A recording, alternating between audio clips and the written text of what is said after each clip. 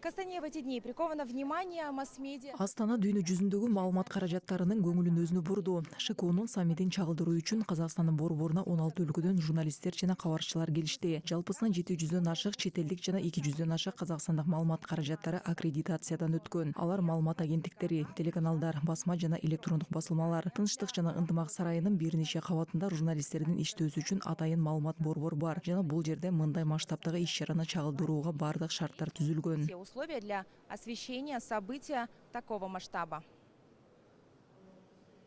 Масштаб боюнча айта турган болсок, журналисттердин эң чоң тобун Кытай түзөт. Алардын баары өз лидери Си Цзиньпиндин Астанага мамлекеттик сапарын жана анын алкагындагы Шанхай кызматташтык уюмунун саммитин чагылдыруу үчүн келишкен. Сея Хун Кытайдагы эң ири басылмалардын бири People's Daily гезитинин 20 өкүлүнүн бири. Анын айтымында өлкөлөр эки тараптуу мамилелердин өнүгүшүн бардык жерде ачык көрсөтүп жатышат.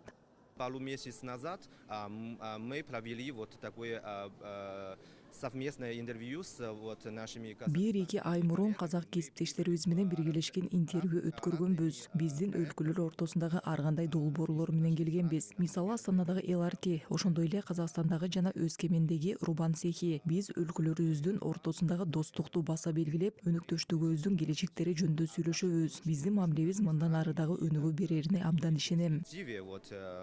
Как наши партнерства. Я очень уверен, что так наши отношения будет еще продвигает еще подальше. Маалыматтарды Азербайжандан келген журналисттер да чагылдырууда. Алар саммитте маалымат каражаттарынын көңүлү өзгөчө Евразия мейкиндигинде жаңы соода жолдорун өнүктүрүү темасына бурулганын белгилешет.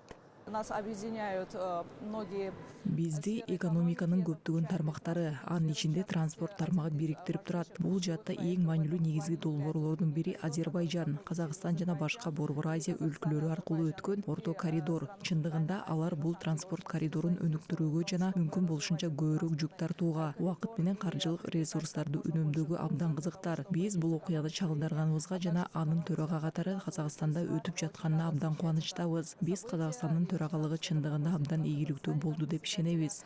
Считаем, что председательство Казахстана в этой организации на самом деле было очень успешной. Казакстандын борборундагы басма сөз борбору кечке чейин иштейт. Окуя болгон жерден жаңылыктар, репортаждар жана түз эфирлер көрсөтүлөт. Мунун баары албетте Шанхай кызматташтык уюмунун Астана саммитинин күн тартибиндеги темалардын маанилүүлүгүнүн жана актуалдуулугунун айкын көрсөткүчү.